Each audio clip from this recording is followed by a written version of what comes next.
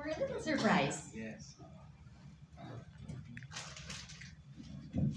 Thank you again. Not much of a surprise, but before we go on to the actual contract signing, siguro I'll take this opportunity to do a short storytelling about EJ on the Milo Pack. So I would like to call my short storytelling the makings of the Milo Pack with EJ again. So it goes back to the first time I met EJ, I think 2022, 2023.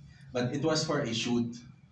So you'll see yung how I will weave in the values of EJ Obiena. So first time I met EJ, one of the photo shoot with si Ma'am Janet and the rest of the family.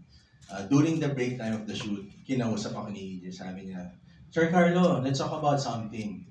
I want to put up a pole vault clinic. So okay, that's the first one. I felt it, the passion.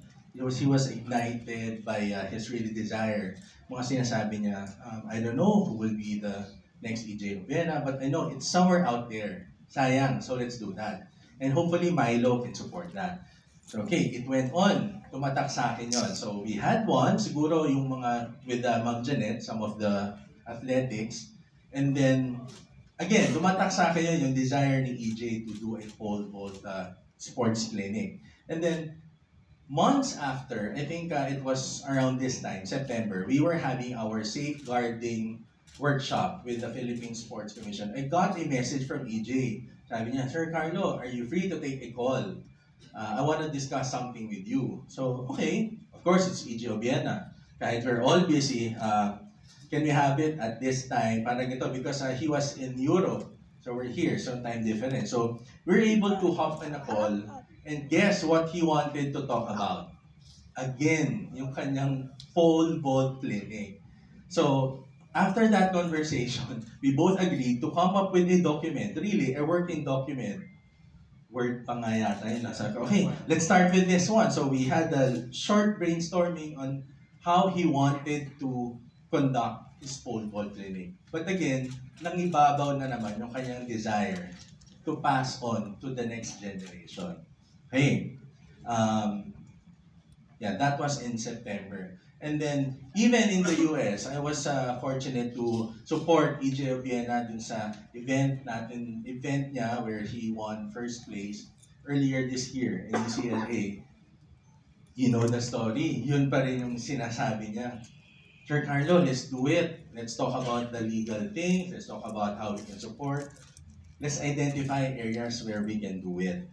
So, hanggang kanina sa lunchtime, sabi niya, Sir Carlo, kukornerin ko na kayo. Gawin na natin, ito na. It's high time that we really do it. So, the reason why I'm sharing this, it's because EJ Obiena really embodies and personifies the brand values of Milo, which is nourishing kids' journey to success with nutritious energy and the inspiration to grow in sport. So, allow me to take this opportunity to thank all who supported EJ in his journey. Of course, the parents, the family.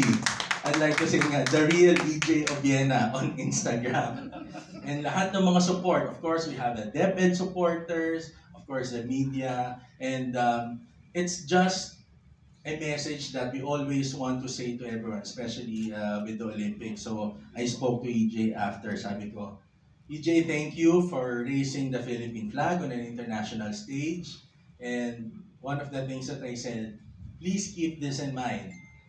You are the medal and you are our medal as the Philippines. So with that, again, EJ, we want to thank you and congratulate you, not just for your achievements, but for what you are going to do for the next generation of champions. Yo, so, ito pala, nakalimutan ko, kaya ako nilabas to.